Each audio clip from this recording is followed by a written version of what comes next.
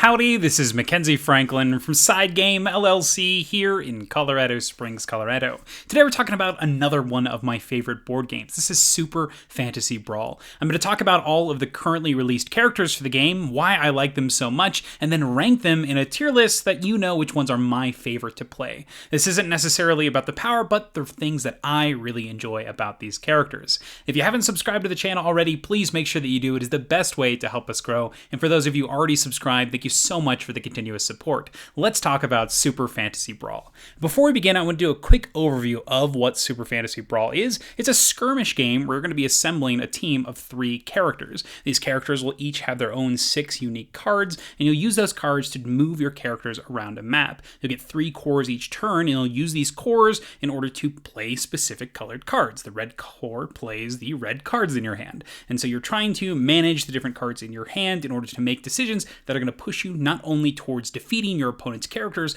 but also to try to complete these objectives. There'll be a series of objectives that will fluctuate in points value, but it's a race to 5, and you get points through completing objectives or taking out your opponent's fighters. So it's not just about defeating your opponent in combat, but also strategic placement and moving around the board. And I think that the characters themselves do a really good job of feeling thematic and interesting with only having 6 unique cards towards themselves. For example, Dugrun here, and big thanks to Weekly Game Night for having these awesome pictures here for us to use.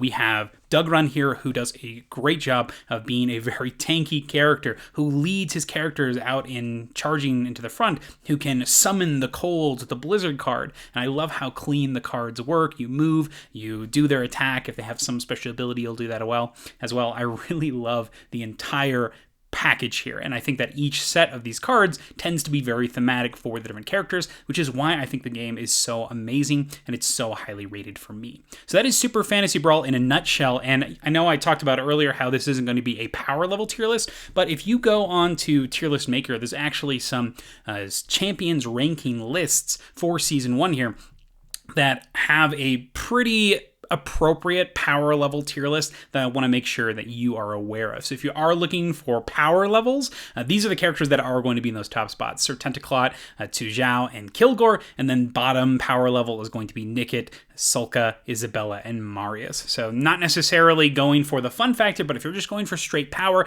these are the ones that you want to look out for. So that all being said, let's talk about my favorite Super Fantasy Brawl characters to play. So let's take a look at the tier list here, and I have my categories. My S tier is going to be the first pick. This is the one that I'll pick for sure because I know I'm going to have a fun time with them. And next up is Always Want. If they're out there, if the first picks aren't there, I'm always going to want to play these. I'll take it. Sure, if it's there, I'll grab it. I'll play it. I'll have a good time. And then you move on to it's fine. It's not the worst character ever. I would rather play other characters. And then final tier, the bottom, the F tier is, oh, please not me. I hope I don't get stuck with this character. Hopefully not a lot end up in that bottom category, and I don't think there will be, luckily. So let's start off with, unfortunately, one of the bottom characters. It's going to be Ahket, and I'm actually going to put Ahket in the it's fine category. So Ahket is a character who is a winged beast. I'm not sure exactly what he's supposed to be, but he's very much inspired by Egyptian mythology. He's a great bird, and his whole gimmick is he is going to be discarding cards of other colors in order to boost his actions. And this does work well if you have multiple of the same colors, but what I find with Ahket is a lot of the times the cards just don't work well enough, and you're already trying to mitigate the luck with the way that you're drawing cards. That Ahket tends to be just not super powerful or exciting, which is a pretty poor combination. And then some of his cards that don't rely on the gimmick do allow him to move around pretty great. He uses the swoop keyword, which lets him move in a straight line, kind of like jumping and dashing combined over obstacles, which I think is very cool for positioning. But unfortunately, his cards themselves are just not super interesting aside from the swoop factor. So very underpowered cards. You don't feel great when you're playing the cards, and he does have that movement factor. He's got a big health stat with 7 health and 1 defense, but overall not a character that I'm excited to ever pick myself, but it's fine if I do get him. I'll make him work. He's good for positioning. Next up we have Derryn. Now Derryn is an I'll take that character. Derryn's whole effect is she revolves around traps. The trap pieces that are going to be on the board are very dangerous. If you step on them, they'll either deal direct damage to you, ignoring shields, which could be killer. They're going to potentially stop you from moving for that round, which could really ruin an objective or a specific strategy you're trying to take in that moment. Or they may even stun you, reducing your options during that turn or on your next turn, which is very scary to be stuck not being able to do a lot. So Derryn's whole gimmick is she is trying to not only be in trap hexes, but also get opponents to be in trap hexes. So in conjunction with characters that are able to push and pull, she makes for some very interesting plays. Now, that being said, she is reliant on generally other players, so your other cards that you pick, which is very exciting. That's the whole fun part of the team building aspect in this game. So you do need to make sure that you're having cards that pair well with hers at the same time. So your combos can be a little bit clunky, but when they do go off, it's really interesting when they do. I love the fact that when Derryn is on the board, everybody has to be aware even more of the traps that are on the table, and I love that factor that it brings into the game. And I do think that she is a very powerful character with being in ranged positions and being able to set those terrifying traps with the trap hexes. So that is an I'll take it with Derryn. And next up, this is one of my favorite characters. This is my first pick. This is actually what the picture is back here. Goldar is ready. It reminds me of the Bonesaw wrestling match in the original Spider-Man. So whenever I play him, that's what I say because it's fantastic. Goldar is ready. So Goldar is my first pick. If he's out there, I love this character. He's actually super high on that power level tier list as well. But Goldar is a giant pirate who features a huge grappling hook. He'll be throwing stuff around, pulling different people in, pushing things, collecting loot in the form of drawing cards and getting more options. And then he also has some amazing movement stats. So he is a pretty much all-arounder character, but the fact that his all-aroundness pairs well with his thematics is amazing. He's not only a great, reliable character that's going to give you some movement, able to combo well with other characters and make certain strategies work, but he's just super fun. If you get a hand of Goldar cards, you feel awesome because you're playing your stuff, you're moving around, and you're able to manipulate the board, push towards objectives, or push towards damage. I love the flexibility with Goldar. I love the thematics with the way that he is swinging that huge anchor around. It's lovely. So Goldar, core box character, but still one of my favorites. Next up, we have Kilgore. And Kilgore is actually going to be in the I'll always want section. Yeah, I'll put him in the always want section. I think I'm going to move him down to I'll take it. He's got like my favorite card in the whole game in it.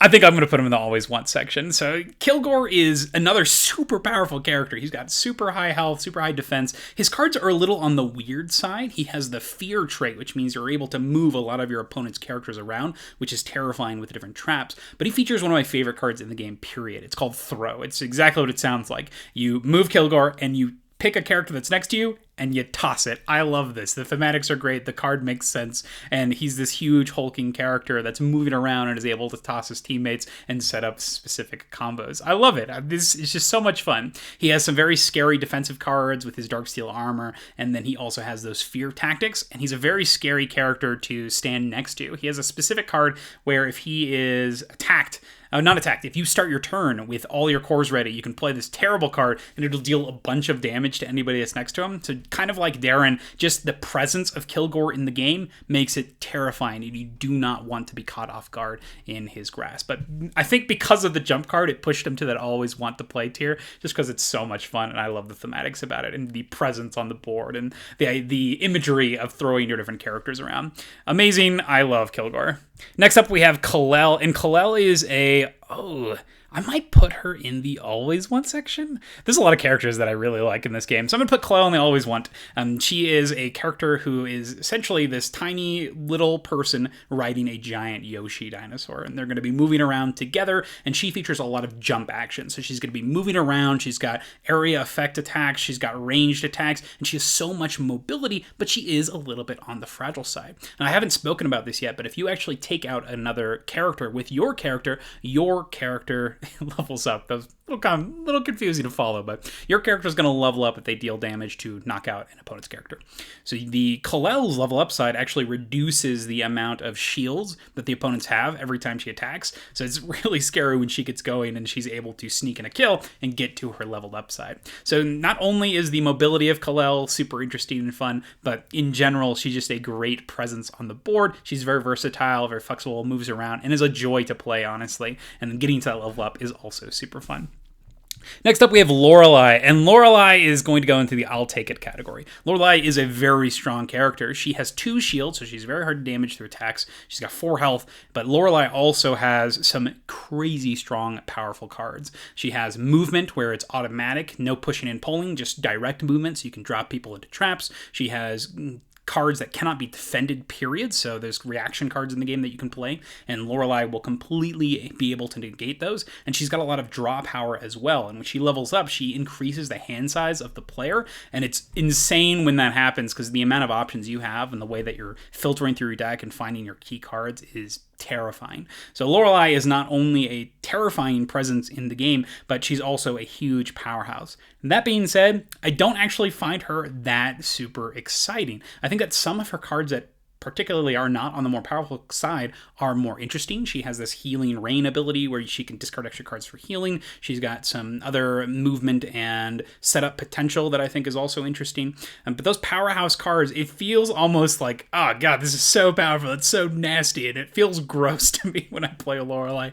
She's on the border of like a little bit too powerful. That being said, there are some weaknesses that you can exploit with Loralei. Particularly some of the newer characters have ways that they can go straight through that defense. So she's not as terrifying as she was earlier, but I do think that when she does come out, I will take her. I might actually drop her down a tier. I'm going to drop her down a tier because I don't ever find myself picking her. I don't think I ever do. I think I usually let the other people do because I think that most of the characters are a little bit more interesting than her, despite how interesting, how cool and powerful she is. I don't think her cards are particularly exciting on my end. They feel a little bit too, not straightforward, but overtly strong? Maybe that's what it is. I'm not sure exactly what I mean on this one, but you'll have to take my word for it. So whatever Loralei comes up, it's fine if I get her, but she's usually not one that I pick myself. And next up we have Mariusz, and Mariusz is so interesting. I'm actually going to put him in this tier, in the I'll take it tier. Whenever Mariusz shows up, I always think it to myself as a bit of a challenge, and whenever I choose Mariusz, I'm ready to have a different game experience than I normally would. So Mariusz interacts with a mechanism called Bloodied, and Bloodied just means you have 3 damage on your character. And Mariusz gets effects when he himself is bloodied, so if he has 3 damage on him, he only has 7 health though, so kind of scary. Or if opponents are bloodied. And it's very terrifying to be teetering that line of getting damage on Mariusz but also attacking on Mariusz. However, it does feel great when you are playing Mariusz because if an opponent is not able to kill Mariusz in a turn, that might turn on all of your Mariusz cards, and it's scary. If you're unable to get that last damage on Mariusz to take him out, Mariusz is going to do some big damage on the following turn because you've triggered his bloody effect. And I like that concept, I like that feeling, and it's that tension, that push your luck sense in this style of skirmish game, and I think it's awesome, I think it's appropriate, and I think it's also terrifying. So that's Mariusz. I think that he definitely is in the I'll take it tier in a challenging game, like, oh, it's time, I'll take it. Nevamore, I'm actually going to put in the it's fine tier. Nevamore is, I don't know how to describe it besides generic. Nevamore seems just okay. He's doing his thing. He's got some keywords that are spread out from a variety of different characters. He's got some lifesteal. He's got some swooping. He's got some movement. He's got some area effect. But maybe I haven't played Nevamore enough, but I don't really recall any standout cards for Nevamore. If you play a lot of Nevamore, let me know down in the comments, but I am not seeing it. Yeah, he's fine. I'm not going to pick him in particular. He's kind of forgettable, which is really sad. He's got a cool aesthetic of Grim Reaper, but I honestly can't recall any amazing cards that he's got or any memorable moments, which is really sad. Wrath here is I'm actually going to put Wrath in the please not me category. So Wrath is a glass cannon sort of character. He's got 6 health, no defense. He's very fragile. And whenever I end up playing with Wrath, he becomes the target of all of my opponent's attacks. He's very strong in what he can do. He's got a lot of doubling damage. So if he's able to hit somebody without defense themselves, he's able to do a lot of damage to them. You can send Wrath out in order to get an easy kill somewhere, which is very scary. However, doing that puts Wrath in a position where he's very easily to be able to be taken down himself. Unlike one of the characters we'll see later, Gwen, I'll talk about her next actually. Gwen has a little bit more range on her abilities and a little bit more mobility, and I think that I prefer her a bit more to Wrath in this case. So whenever I see Wrath, I generally don't want to take him, just because yes, he does have some powerful abilities, but he's an easy target, and it's just not super fun to have your characters just get killed over and over again when you're trying to level up your characters and get some interesting ability. But with Wrath, you don't actually get to keep that ability because he dies so quickly. So unfortunately, Wrath is on the bottom of my tier list here. Please don't let me play it. Don't make me play Wrath. Next up, we have King Alistair, and he is also very generic, which is, it's fine. I'm actually going to put him in this one. Even his level up is generic. His level up is literally just more stats, which is kind of bland. You've heard of the term vanilla. Alistair is about as vanilla as it gets. That being said, he is very straightforward. He's a great teaching tool if you're playing this game with somebody for the first time. The abilities of the characters are very straightforward. You'll be able to see, oh, this card attacks, this card does this. It's very easy to read this card and to play with this character set in general. So Alistair is a fine character. He does have some variety of damage outputs, AoE, he's got healing, but I do think he's just okay. He's very bland, very vanilla, which is unfortunate, but definitely not a terrible character. Next up, we have Khalize, and I actually really like Khalize. I'm tempted to put her in that always one category. I think I'll put her in the I'll take it. So I'll take it here. Khalize has a very similar aesthetic to Ahket, actually. It looks like they're maybe from the same universe or the same tribe. And Khalize is very much a healer focus, though. She's got lots of abilities to do big healing amounts, which is awesome. It's good to have a character in this game who does healing and does it very well. I felt with Ahket and with Loralei, the healing was a little bit more sporadic. It wasn't what they were all about. But when you pick Khalize, you're going to have a character who is able to heal. This can be very deadly with characters with big shields. And I think that Khalize is very flexible, despite being a healing character. So she can do big output damage. She's got the flying ability, very similar to someone like Ahket, but I think she's a bit more focused and a little bit more reliable. And I think that's why she's on that tier above Ahket.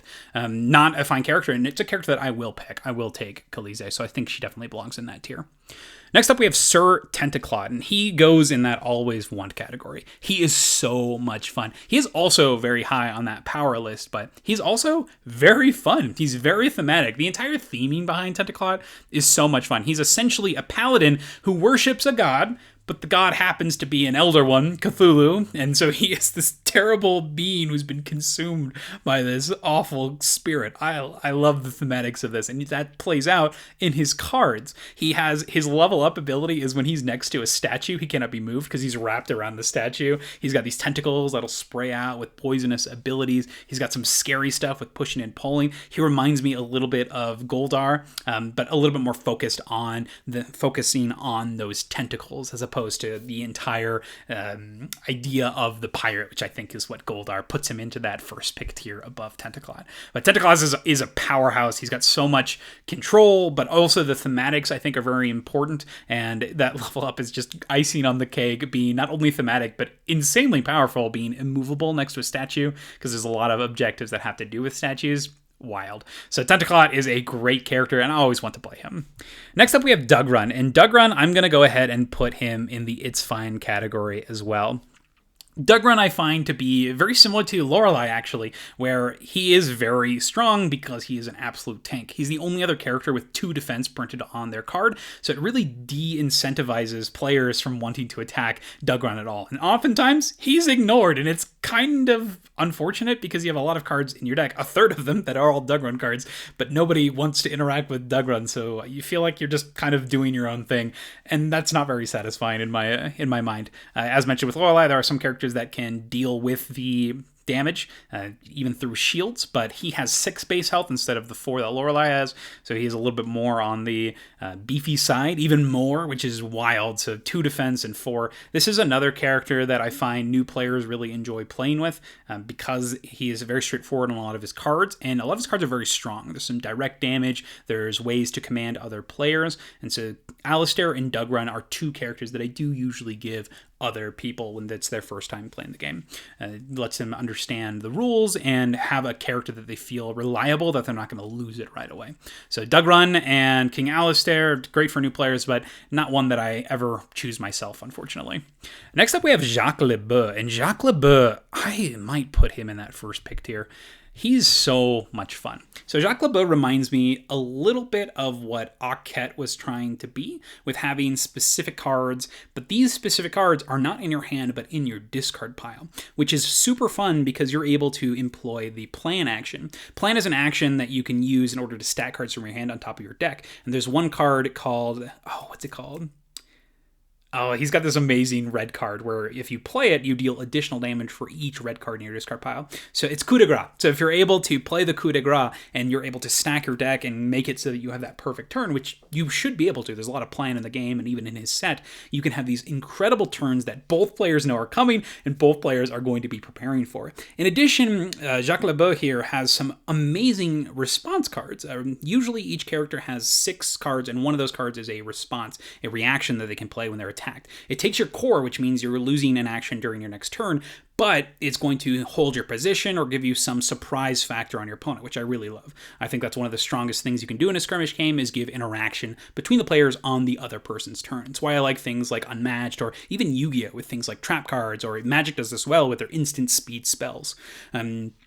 With the reactions, though, Jaque Le Beaux has 2 of his cards that are reactions, and they are super scary. When you play a reaction card with Jaque, they'll generally have you discard other cards in your hand to power up that action. One of his actions is Riposte, which allows you to do a direct damage back, so your opponent could lose one of their characters from attacking you, so it always puts some scary pressure on the opponents on their turn. And then the other one allows you to boost up your defense more by discarding additional cards of a specific color. So I love the way that Jaque integrates with the reactions, with planning, with setting up for big turns, and he's also just a very fun character. He's not overpowered either. He's got the 1 defense and 6 health stat line, so he's a good target for healing.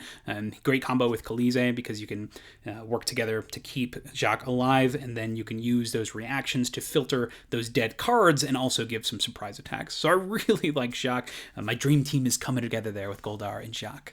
Next up, we have Korvash, and Korvash actually I'm also going to put in the first pick tier. I think Korvash is insanely powerful, but also super fun. Korvash's whole deal is he has the giant sword, this huge blade, and a lot of his cards are so straightforward but fun and thematic. They remind me of the jump card on Kilgore. Korvash has some cards that are like that, where he himself will charge up, move, swing. He's got some big hits where he can do big area of effects, and he does something really cool with his area of effect where his attack targets everything around him and gets extra damage for each character that is around him. And when you use area of effect attacks, so hitting everybody around you, you can target your own characters in this case. So you can do some awesome plays where you move your own characters in and deal so much damage to everybody around you, potentially killing your own people, but ensuring your opponents are being killed. So it's a very cool, like a Ring of Destruction style play where you're ensuring that both players are going to die, but maybe it'll push you over the edge and give you the victory. So you can do some big, terrifying plays with Korvash as well. His kit is very thematic with his fear. He's this very scary character, and he gets bonuses for having your opponents bloodied. You can get some big pressure on characters you've already damaged, which will force them to either run away or heal, and I love this concept. He's kind of backwards of Mariusz, where Mariusz wants to be bloodied himself, but Korvash likes to punish those that he's already struck before. So I think Korvash is terrifying, but also super fun and thematic to play, and has some great potential with his card combos, so a lot of fun there. Next up, we have Lily, and unfortunately, going from the first pick all the way back to Please Not Me, Lily's going to be on that bottom. Now, Lily has some similar ideas that Jaque has, actually, where she's got some interesting reaction cards. She even has a reaction where you can play a second reaction. However, her cards themselves are not that exciting or interesting. She has ways that she can teleport around, she can move around, she's able to do some one direct damage at a time, But honestly, whenever I play Lily, I feel that every time I see one of her cards, I don't feel compelled to play it. I don't feel like it's worth my actions to play any Lily cards, and a lot of the time she just sits there. She has one card that she can use to teleport, and that's usually the one that I do play in order to put her on the other side of the board, so I'm not going to worry about her and she's in a position spot. And that's not a feeling that I really want when I want to play this game. I want to have that tough decision of deciding between which of my champions I actually want to use. And unfortunately, Lily is not one that I ever see wanting to use. And so she is, I think she might be my least favorite character in the entire game, unfortunately. That's Lily, the please not me category. Next up, we have Gwen, and I'm going to put Gwen in this middle category, the I'll take it category. She is very similar to Wrath, actually. I know I said I was going to talk about her before, but Wrath, our character down here at the bottom, she is a 6 health character with no shields, but is very powerful. She has a fireball attack, which can do huge amounts of damage to a single target and then deal damage to everything around, ignoring shields, which is super scary. And then she can also use this chain lightning ability where she can send damage and move it around. So she's great for hitting groups of people, which is awesome because there are a lot of objectives that will revolve around people grouping around specific statues or areas. And I think that Gwen is a great counter to something like that. She also has range on most of her attacks, which is lovely. It means that she doesn't have to get up close and personal with a lot of her damage, but it does have a bit of a restriction because most of her ranges mean that they have to be like 2 to 4 away or 3 to 5 away, so you need them in specific values. And I love this. It's a cool puzzle on your turn on how to make sure that she's going to be in the right position, where you want her to end up, what action sequence that you're going to be playing, and it's a lot of fun. So I think that she is really solid in this role of Glass Cannon. She also has a teleport card very similar to Lily where she's able to move around. I think it's jump 4, so she can ignore obstacles as well. And she's got that good pairing of, honestly, Lily and Wrath combined remind me of what Gwen would be. So she's a cool character, very scary to play with, and she will become a target, but she's a bit harder to get to because she's going to be ranged for the majority of her attacks. And so I think that makes her one that I'm usually more excited to pick, and one that I'll actually pick over somebody like Lily or Wrath. So that is Gawain, another solid core set character.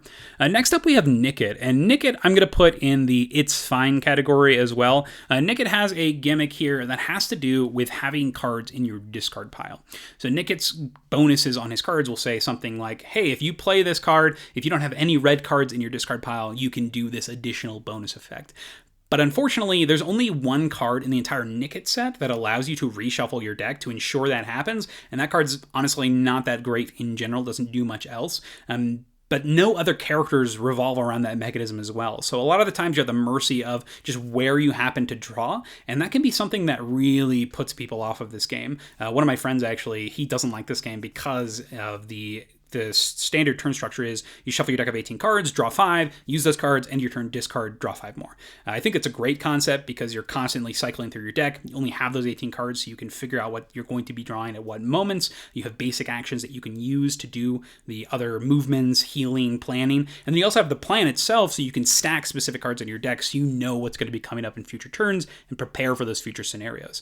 Unfortunately, Nikkit doesn't have a lot that you can prepare with. A lot of his stuff has to be very proactive, and unfortunately, because you can only guarantee the efficiency and the actual value of his cards every so often with that specific blue card, and then you actually have to waste an action to play that blue card, it doesn't feel great when you have all of these subpar cards. So unfortunately, Nikkit is not one that I want to play. I wouldn't put him... Actually, I might drop him. I think I'm going to drop him. I think he deserves to be in this bottom tier. I'm going to put him in the Please Not Me. I don't think I'll pick him again, unfortunately. He's got some cool keyword soup, but overall, just not a super satisfying character. So sadly, Nikkit, you're going down to the bottom. Unfortunately, it doesn't look so good. There's one expansion that has Lily and Nikkit in it, but Jaque is in that expansion too. So the fact that 3 of them are in there and Jaque happens to be one of the greatest characters, that's kind of sad expansion-wise. So maybe you'll enjoy Lily and Nikkit more than I did. Next up, we have Xinshien. I'm actually going to put Xinshien in the It's Fine category. So right off the bat, Xinshien is super fragile. She's got 1 shield and 4 health, and that means that she is a prime target to get targeted by. A lot of her cards are ranged attacks, so she is a little similar to Gwen, but she also has a lot of push and pull, so she's able to move stuff around. So she is very useful. I think she has the best control cards in the game, usually. She's got some pretty good push, good pull. You can do a lot of direct damage. This is one of those counters, actually, to those high defense characters, because she's able to push things for a lot of direct damage. So it can be pretty scary when you go up against Xinshien. So a lot of times, Xinshien will become the target and take a lot of those hits. So you'll be taking a lot of that damage but it's not something that I'm super excited to play. The fact that there's nothing else really besides those things that she's doing makes it so she's just not that compelling, honestly. Don't think that I am going to be picking her. If I do end up with her, it's fine. Don't think I'll pick Xinshien myself, though. So unfortunately, even though some great psychic powers, some very powerful move and pull, I think that she is very one note and not something that I'm going to go back to. And Izabella, unfortunately, is going to go in a very similar suit in the It's Fine category. Izabella features a lot of planning and drawing. She has some ways she can draw pretty much your entire deck, but a lot of her cards are very simple and uninteresting, unfortunately. She actually has some very similar cards to someone like Loralei, where she's able to play cards that ignore defense and reactions can't be played on them. She also has ways to just get straight defense. Her reaction card is just a +2 defense, but that makes her, to me, a little bit on the generic side, so very similar to like Alistair. So I think actually a good combination, something that you might match up with, is like a mix of Alistair and Loralei, maybe? She's got a bit more health on her side, but for me, it's not super interesting. I do like the plan action. Planning is one of my favorite things in this game. I love the fact that you're able to set yourself up for success, but I think that Izabella leans a little bit too heavy into the generic side plus plan, and it's not enough for me, kind of like how Xinshien leans into the push-pull generic and then generic stuff. So unfortunate. But yeah, Izabella, unfortunately, in that lower tier. Next up, we have Alchemy, and Alchemy I'm actually going to put in the I'll take it tier. Alchemy is a little bit higher up for me. Alchemy is a genie character, and his whole purpose is he has ways that you are able to reuse your cores, which I think is awesome. The way that it works is you might play a card that says, oh, you can move 2 by using your yellow core, and if you let your opponent draw a card, you can refresh your blue core. So you can get additional actions on your turn with Alchemy by giving your opponent a bit of a bonus themselves. I think this is awesome. I actually might push this up a little bit. I think I'm going to put this up a little bit. I think that Alchemy is very fascinating. Unfortunately, he is a very weak character, so he has 6 health and no shield, but he also has a lot of interesting cards. He has this card that you're able to play. I might bring it back down. I think I bring it back down. In particular, there's a Acid Rain card that is, I think, why I'm going to bring him down. So he's got an Acid Rain card that when you play it, it deals damage to the players equal to the shield value on their characters. So it doesn't matter if they're yours or your opponents, which is cool if you are able to construct a team that has characters with no shields. It means that you have this amazing powerhouse card that's going to do a big spread of damage to your opponents. And maybe if you do have one character with 1 shield or something, it might be worth picking Alchemy just to ensure that you could do even bigger damage to your opponents. So a very good tech for against Loralei and Dugrun, which I like. Alchemy also has that cool ability of juggling the different cores, and I think that's super fun. And then the most powerful ability is if you're ever able to get Alchemy upgraded, is when he's upgraded, you're able to actually get a free action every turn on top of the free actions you're getting from his effects. You can do one of the basic ones, so your basic heal, move, plan, or deal 1 direct damage. So just more action economy is wild. Oh, that's another thing I forgot to mention with Jaque Le Beaux, actually.